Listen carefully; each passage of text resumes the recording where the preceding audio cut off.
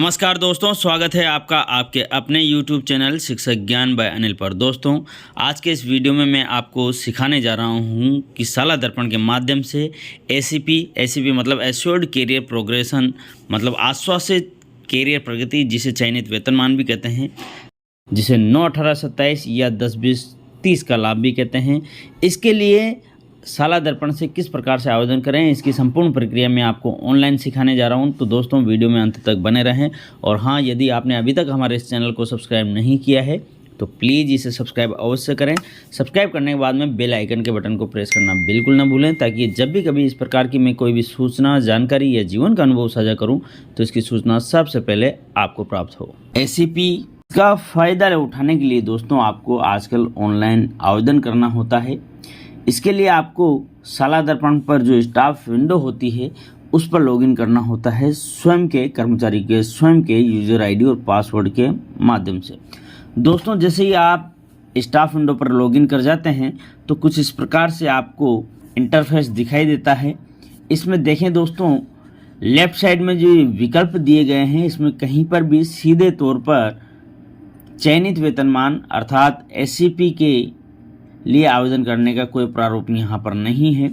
इसके लिए दोस्तों आपको सीधा जो फॉर्म्स दिया गया है इस पर एक बार क्लिक करना है। जैसे ही क्लिक करेंगे नया विकल्प आ जाता है, एप्लीकेशन फॉर डिपार्टमेंटल सर्विसेज। इस पर आपको क्लिक करना है। जैसे ही इस पर क्लिक करेंगे तो फिर नीचे फॉर्म्स दिया हुआ है, इस पर एक बार फिर से आप क्लिक करेंगे तो जो विकल्प होते हैं, विभिन्न फॉर्म्स होते हैं, वो यहाँ पर आपके सम्मुख आ जाएंगे। इसमें यहाँ पर देखें दोस्तों, अप्लाई फॉर एसीपी दिया गया है, इस पर क्लिक हियर लिखा हुआ है, यहाँ पर आपको क्लिक करना है। एसीपी अर्थात 9, 18, 27 या 10, 20, 30 या चयनित वेतनमान के लिए हम आवेदन करना प्रारंभ करेंगे। ये देखें दोस्तों, यहाँ पर फॉर्म ओपन होकर के आ जाता है। ये कंप्यूटर में ये जो लेफ़्ट साइड में जो ये विकल्प हैं ये बार बार ओपन होकर के आएंगे दोस्तों।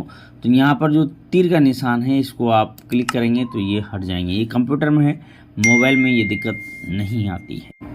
यह आवेदन पत्र प्रारंभ हो गया है दोस्तों। यहाँ पर आपकी जो प्राथमिक जानकारियाँ हैं वो यहाँ पर दी हुई होती हैं, इन्हें चेक कर लें। यदि सही हैं तो आगे बढ़ें, यदि सही नहीं है तो अपने आहरण वितरण अधिकारी से बोल करके इसे सही करवाएं। नीचे आ जाएं दोस्तों, यहाँ पर नोट दिया गया है, अगर कोई आदेश 3 से ज़्यादा पृष्ठों में हो तो दस्तावेज अपलोड करते समय उस आदेश का मुख्य पृष्ठ, कार्मिक के नाम वाला पृष्ठ और अंतिम पृष्ठ ही अपलोड करें। मान लीजिए दोस्तों, कोई भी ऐसा आदेश है जो 3 या 3 से अधिक लेटर का है, तो आपको सबसे पहला जो पृष्ठ होता है जिसमें आदेश देने वाले के विभाग का नाम ऊपर दिया होता है, कार्यालय आदेश या इस प्रकार का कुछ लिखा होता है, वह मुख्य पृष्ठ लेना है। उसके बाद उन जो 3 से अधिक पेज है उनमें जिस पेज में कर्मचारी का नाम है वो पेज लेना है, और उसके बाद में अंतिम पेज जिसमें पत्र क्रमांक, हस्ताक्षर होते हैं अधिकारी के, वो वाला पेज लेना है। इस प्रकार से केवल ये 3 पेज डालने हैं। इसके अतिरिक्त यदि कोई पेज हैं तो उन्हें आपको हटा देना है, उनकी पीडीएफ नहीं बनानी है यदि आवश्यकता नहीं है तो। बेसिक जानकारियां देखें दोस्तों, यहाँ पर अब नीचे आ जाएं, बारी बारी से मैं भरना आपको सिखा रहा हूँ। एसीपी एप्लीकेशन ऑन साला दर्पण next ACP stage will be available only when previous one is approved. यदि दोस्तों आपने पहले कोई एसीपी ऑनलाइन की है तो यहाँ पर सेकंड लिखा हुआ भी आएगा, परंतु चूंकि आपने यहाँ पर एसीपी साला दर्पण पर आप पहली ही ये ऑनलाइन कर रहे हैं तो यहाँ पर फर्स्ट स्वतः ही आया है, इस पे कुछ भी करने की ज़रूरत नहीं है, यहाँ पर फर्स्ट लिखा हुआ आया है। एसीपी रिवीजन यदि आप भर रहे हैं तो यहाँ पर यस करना है, अन्यथा नो ही रहने देना है। मतलब ये विकल्प यहाँ पर दे दिया है रिवीजन, इसका मतलब यहाँ पर रिवाइज भी आप भर सकते हैं। मूल पद जिससे एसीपी की गणना की जाती है ये स्वतः ही आएगा दोस्तों, इसमें आपको कुछ भी नहीं करना है। यदि कार्मिक मॉडल स्कूल का है तो अपने पूर्व विद्यालय का एनआईसी कोड भरें, अन्यथा लागू नहीं है। दोस्तों, यदि आप मॉडल स्कूल में हैं तो इसके पहले आप जिस विद्यालय में थे उसका आपको एनआईसी कोड यहाँ पर भरना है, वरना इसको खाली ही रहने देना है। कार्यग्रहण नॉशनल तिथि, ये जो जानकारी आई है ये आपके प्रपत्र 10 से स्वतः ही ली गई है। इसे चेक कर लें दोस्तों, क्या ये सही है? सही है तो ही आगे बढ़ें, यदि नहीं है तो प्रपत्र 10 में जाकर के इसे सही करें। अपने आहरण वितरण अधिकारी से अपनी जानकारियों के बारे में संपर्क करें। नियुक्ति आदेश अपलोड कर लेना है दोस्तों। अब मैं आपको बता दूं, जब आप इसको भरना प्रारंभ करेंगे तो कुछ चीज़ों के आपको PDF बना लेने हैं दोस्तों, बढ़िया साफ से, और एक फोल्डर बना करके कहीं पर रख लेना है, कंप्यूटर में या मोबाइल में, जहां भी आप रखना चाहें। देखें दोस्तों, इसमें क्या क्या आपको रखना है। छठे वेतन आयोग का जो आपका आदेश है वो, अब छठा वेतन आयोग जो था दोस्तों, उसमें 2 प्रकार के आदेश रहे होंगे। छठा वेतन आयोग एक तो 2008 में मिल गया था, उसके बाद 2013 में एक बार पुनः पुनरीक्षित हुआ था दोस्तों। तो वह दोनों ही आप अपने पास रखें, दोनों का एक साथ PDF बना लें। और 7वां वेतन आयोग की PDF आपको बना करके रखनी है। यदि आपने इस ACP के पहले भी कोई ACP ली हुई है, जैसे यहाँ पर हमारे केस में 9 वर्षीय ACP ली हुई है, तो उसको यहाँ पर PDF बना करके रखना है उसके आदेश को। इसके अतिरिक्त दोस्तों नीचे आ जाएं तो प्रथम ज्वाइनिंग जो आपकी हुई है उसकी PDF बना करके रखें। आपके संतान का घोषणा प्रपत्र है उसको आपको PDF बना करके रखना है। आपका स्थायीकरण जो भी है हुआ है, तो स्थायीकरण का जो आदेश है उसकी PDF साफ साफ बना करके आपको रखनी है। इसके अतिरिक्त आपको अपनी प्रथम नियुक्ति की PDF भी संभाल करके रखनी है। इस प्रकार से 7-8 प्रकार की ये कुछ जानकारियां हैं। एक बार जब अपन इसको भरेंगे तो वहाँ पर भी क्रमशः ये आएंगी। यहाँ पर देखें, सबसे पहले आ गया है दोस्तों नियुक्ति आदेश। तो चूज फाइल पर आपको जाना है। चूज फाइल पर जैसे ही आप टच करेंगे तो जिस भी फोल्डर में रखा हुआ है वहाँ पर आप जा कर के ले सकते हैं। हमारे यहीं डेस्कटॉप में ही है, ये इस फोल्डर में लिखा हुआ है, ये नियुक्ति फॉर्म प्रथम नियुक्ति, ये देखें। तो यहाँ पर जैसे आप सेलेक्ट कर लेंगे, इसको ओपन करें, थोड़ी ही देर में ये यहाँ पर अपलोड हो जाएगा। ये देखें दोस्तों, ये यहाँ पर अपलोड हो गया है। समय देखें, आपने जो ज्वाइनिंग ली है वो कब ली थी, बिफोर नून ली थी या आफ्टर नून ली थी, जो भी आपके केस में वो लिखें। हमने बिफोर नून ली थी तो यहाँ पर बिफोर नून लिख देते हैं। यदि प्रथम नियुक्ति जिला परिषद से हुई है, पंचायत समिति के माध्यम से तृतीय श्रेणी अध्यापक के पद पर हुई हो, तो जिला स्थापना समिति द्वारा जारी चयन आदेश की प्रति भी अपलोड करें। यदि दोस्तों आपकी नियुक्ति RPSC से नहीं हुई है, जिस प्रकार से 2012 वालों की हुई थी जिला परिषद के माध्यम से, यदि उससे हुई है तो उस केस में आपको जिला स्थापना समिति का जो आदेश मिला था उसकी प्रति भी यहाँ पर अपलोड करनी है। यहाँ पर आपको स्थायीकरण की तिथि लिखनी है। ये देखें दोस्तों, यहाँ पर स्वतः ही ये स्टॉप वाला मार्क आ रहा है, तो इसको आपको घबराना नहीं है। यहाँ पर आपको लेफ़्ट क्लिक करना है। जैसे ही 2 बार क्लिक करेंगे तो यह कैलेंडर ओपन होकर के आ जाएगा। तो स्थायीकरण की जो भी आपकी तिथि है वो आपको यहाँ पर नोट कर लेनी है। हमारे केस में 4 मार्च 2007 है, हमने ये 4 मार्च 2007 ले ली है। इसके बाद स्थायीकरण का जो आदेश है वो आपको यहाँ पर चूज फाइल में जाना है। जाकर के फाइल को आपको यहाँ से चूज कर लेना है। स्थायीकरण की फाइल ये है हमारे दोस्तों, इसको हमने ले लिया, ये यहाँ पर चली गई है। संवर्ग में आपको क्लिक करना है।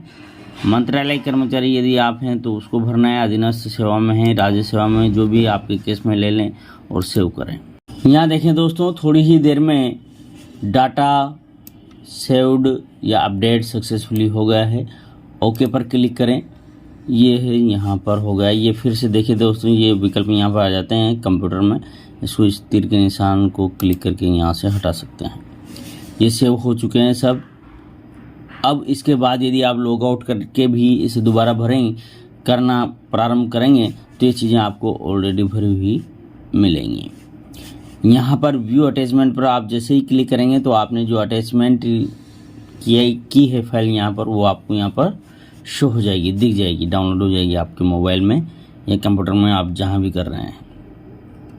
इसको आप दोबारा से फिर चाहें तो यहाँ से अपडेट कर सकते हैं। नीचे आ जाएं, शैक्षणिक योग्यता देख लें दोस्तों, आपकी यदि सही है तो ठीक है, नहीं है तो प्रपत्र 10 में जाकर के इसे आप सही कर सकते हैं। नीचे आ जाएं दोस्तों, सेवा काल में हुई पदोन्नतियों का विवरण।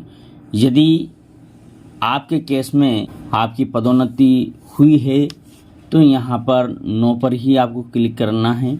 यदि आपकी पदोन्नति नहीं हुई है तो फिर आपको इसे खाली छोड़ देना है, और लागू नहीं है तो यस करना है। यदि मान लीजिए पदोन्नति आपके केस में लागू नहीं है तो इसे आप यस कर दें।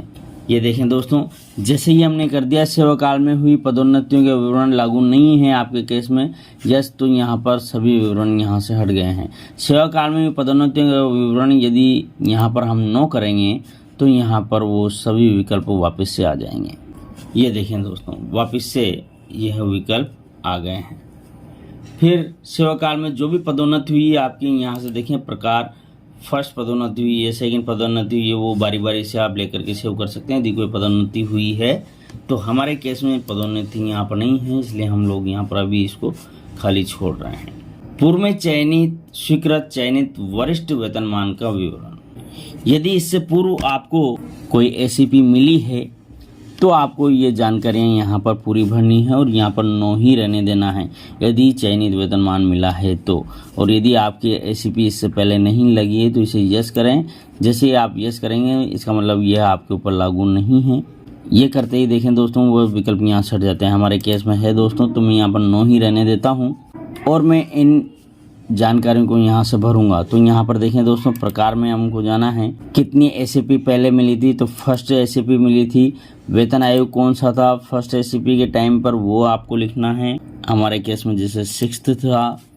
वेतनमान पे बैंड कौन सा था वो लिखना है। जैसे ही क्लिक करेंगे देखें दोस्तों, PV1 5200 से 20,200 वाली थी। ये 93 9,300 से 34,800 जो भी आपके केस में थी वो लेना है। वेतनमान अब ये कहाँ पर आपको मिलेगा दोस्तों, जो आपका एसीपी का ऑर्डर होगा वहाँ पर आपको ये चीज़ें देखने को मिलेंगी। वहाँ से देख करके आपको भरनी है। मैं भी उसमें से देख करके फ़िलहाल भर लेता हूँ। सॉरी दोस्तों, मैंने यहाँ पर गलत लिख दिया है। ये PB1 नहीं था हमारे केस में, ये PB2 था। ये मैंने ली है। इसके बाद में वेतनमान, ग्रेड पे और पे मैट्रिक्स जो भी रही हो, हमारे केस में 4200 था। और ये दोस्तों मैं देख करके लिख रहा हूँ उस ऑर्डर से जिस ऑर्डर के तहत यह एसीपी स्वीकृत की गई थी।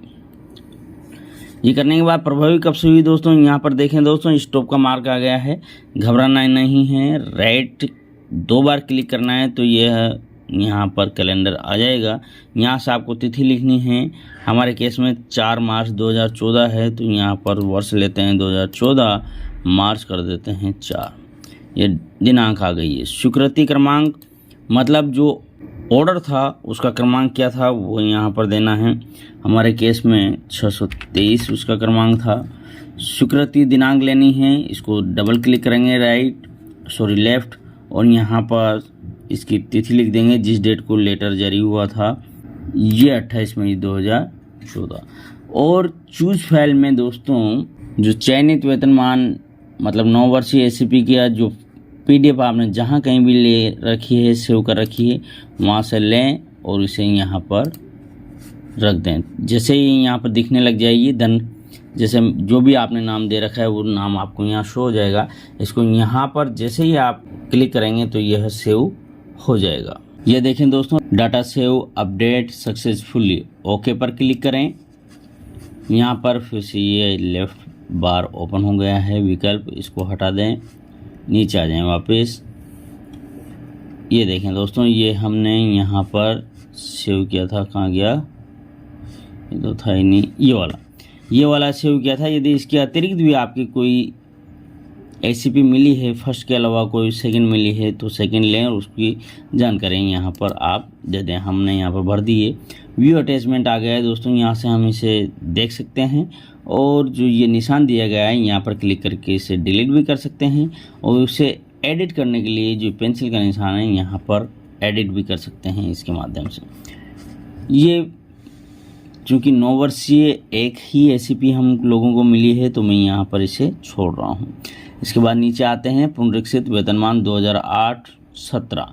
अब देखें दोस्तों, पुनरीक्षित जो वेतनमान था 2008 और 2017 में, 2008 का जो पुनरीक्षित वेतनमान था वो पुनः संशोधित होकर 2013 में एक बार फिर से मिला था दोस्तों। तो मैं एक बार उन दोनों को भरूंगा। उसके बाद में 2017 का जो 7वें वेतन आयोग में हमें मिला था वो भी यहाँ पर इंद्राज करूँगा।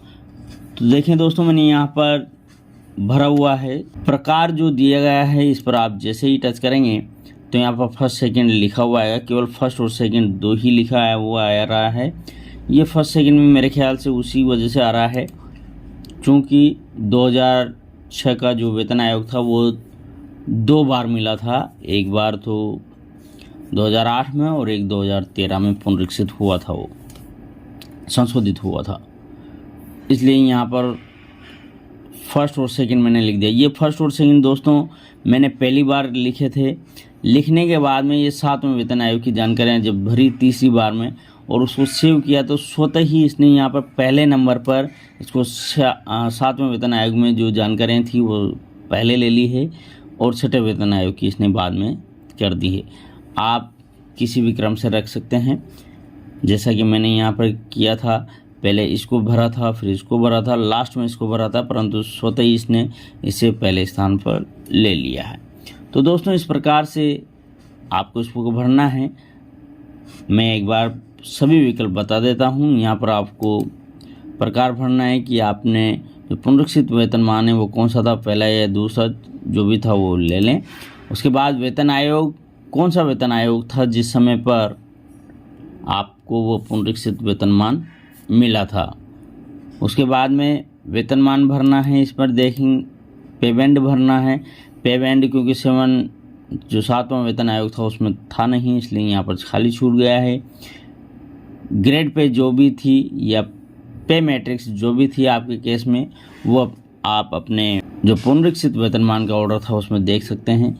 वेतनमान में विकल्प की दिनांक क्या थी ये भी दोस्तों जो आपको 6ठे वेतन आयोग या 7वें वेतन आयोग का जो ऑर्डर आपको मिला होगा उस ऑर्डर में यह तारीख दी गई है। वैसे 2005 वालों के लिए सामान्यतः यही है। जो 7वां वेतन आयोग है उसके लिए मोस्टली सबके लिए 1 जनवरी 2016 का यह विकल्प है, विकल्प की तारीख है। और इसी प्रकार से 6ठे वेतन आयोग की जो पहला पुनरीक्षित वेतनमान था उसका विकल्प 1 सितंबर 2006 है। वो 1 सितंबर 2006 से पहली बार सरकार ने दिया था 6ठे वेतन आयोग का लाभ, परंतु 2013 में फिर इसे संशोधित किया और 1 जनवरी 2006 से इसका लाभ दिया। इसलिए यहाँ पर 6ठे वेतन आयोग के लिए हमें 2 जानकारियाँ भरनी पड़ती है और चूज करके संबंधित ऑर्डर्स को आपको यहाँ पर अपलोड कर देना होता है। जैसे कि मैंने यहाँ पर अपलोड कर दिए, जैसे अभी थोड़ी देर पहले ये करना सिखाए थे मैंने आपको। इसी प्रकार से ये यहाँ पर चयन करके आपको अपलोड करना है। नीचे आ जाएं, आवेदित एसीपी का विवरण, प्रकार पर टच करें।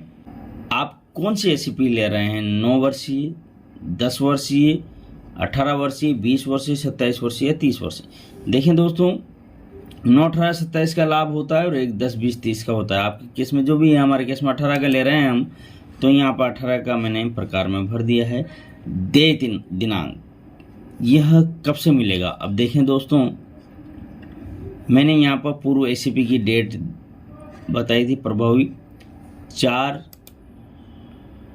मार्च 2014, तो इसमें 9 और जोड़ दें तो ये 4 मार्च 2023 से दोस्तों हमें यह मिलेगी। तो यहाँ पर मैं लेता हूँ 4 मार्च 2023, ठीक है। देय वेतन आयोग कौन सा रहेगा, 7वां वेतन आयोग रहेगा दोस्तों। ये वेतनमान पे बैंड कौन सा रहेगा, ये खाली ही छूटेगा। ग्रेड पे कौन सी रहेगी, इसका दोस्तों अभी ये नहीं ले रहा है तो इसे खाली छोड़ दें। इसके बाद दोस्तों नीचे आए, 31 मई 2002 तक जितनी भी जीवित संतानें हैं आपकी, उनका नाम और उनकी जन्मतिथि लिखते हुए आपको सेव करना है। 31/5/2022 तक हमारे इस केस में कोई बच्चा नहीं था तो इसे हम खाली छोड़ रहे हैं। 1 जून 2002 के बाद जो भी बच्चे हुए हैं उनका नाम मैं यहाँ पर लिख रहा हूँ। नाम यहाँ लिख दिया है, जन्म तिथि में 23 दिसंबर 2014 ले लिया। उसके बाद सेव करें। ये देखें दोस्तों, data save update successfully okay करें। इसको हटाता हूँ, वापस नीचे आते हैं। ये देखें दोस्तों, मैंने ये भर दी है जानकारियाँ। यदि और भी कोई आपके केस में बालक है तो उसका नाम और डेट ऑफ बर्थ लिखें और सेव कर दें। हम यहाँ पर इसको छोड़ रहे हैं। संतान संबंधित घोषणा पत्र यहाँ से चूज करना है। जहाँ भी रखा हुआ है वहाँ को से आप उसको लेकर के यहाँ पर रख देना है। सेवा काल में कर्मचारी को सीसीए नियमों के तहत कोई शास्ति मतलब दंडादेश दिया गया है। यदि आपको कोई दंड दिया गया है किसी सीसीए नियम के 16 सीसीए या 17 सीसीए के अंतर्गत, तो आपको यहाँ पर हाँ करना है, अन्यथा नहीं ही करना है। यदि आप हाँ करते हैं तो कुछ और भी जानकारियाँ ये आपसे यहाँ मांग सकता है। वैसे हमारे केस में नहीं है तो मैं यहाँ नहीं ही लिख रहा हूँ। और इसके बाद आपको इसे करना है अपडेट। देखें दोस्तों, जैसे ही आप अपडेट पर क्लिक करते हैं तो जो भी कमियां इसमें होंगी वो यहाँ पर शो कर देगा। जैसे हमारे प्लीज सेलेक्ट वेतनमान पे बैंड पे लेवल, प्लीज सेलेक्ट वेतनमान ग्रेड पे मैट्रिक्स, कहीं पर छूट गया है, कहीं छूटा है दोस्तों। ये देखें यहाँ पर, ये मैंने इसको डैश ले लिया है। इसके बाद इसमें पे मैट्रिक्स लेनी है 18वां में 12, लेवल 12 पर, लेवल 11 से लेवल 12 पर चले जाएंगे। जब 18 का बेनिफिट मिल जाएगा तो वर्तमान में लेवल 11 पे हैं तो अब लेवल 12 पर चले जाएंगे। ये दोनों मैंने भर दिए हैं दोस्तों। इसके बाद फिर वापस सेव करते हैं update. Data save update successfully okay करें। इसको हटाते हैं, नीचे आ जाते हैं वापस से। ये अपडेट हो गया है दोस्तों। इसके बाद में फाइनल सबमिट करना है। फाइनल सबमिट पर क्लिक करते हैं। क्या आप इस प्रविष्टि को अंतिम रूप से आगे प्रेषित करना चाहते हैं? यदि हाँ तो यस करें। फाइनल सबमिट के लिए दोस्तों एक OTP आपके रजिस्टर्ड मोबाइल पर आएगा, जो कि यहाँ पर पंजीकृत मोबाइल है, उसके नंबर भी आपको यहाँ पर शो होंगे। उस OTP को आपको यहाँ डालना है और फाइनल सबमिट पर सबमिट करना है, तो ये फाइनल सबमिट हो जाएगा दोस्तों। इसके बाद में DDO से वेरीफाई होने के बाद ये आपके नियुक्ति अधिकारी तक जाएगा और वहाँ से आपकी SCP स्वीकृत होगी। तो दोस्तों, इस प्रकार से आप अपने स्टाफ विंडो के माध्यम से अपनी SCP के लिए ऑनलाइन अप्लाई कर सकते हैं। आशा है दोस्तों आपको हमारा ये वीडियो पसंद आया होगा, तो वीडियो को लाइक करें और अधिक से अधिक शेयर करें ताकि ज़रूरतमंद व्यक्तियों को इसका लाभ मिल सके।